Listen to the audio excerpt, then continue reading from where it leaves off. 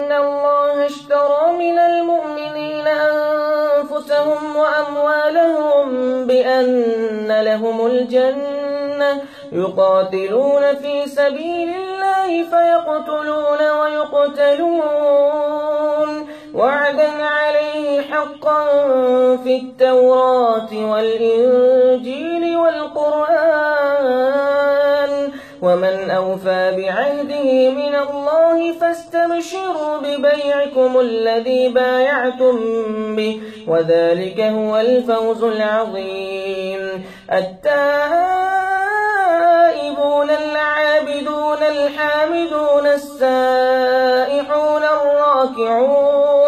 الراكعون الساجدون الآمرون بالمعروف والناهون عن المنكر والحافظون لحدود الله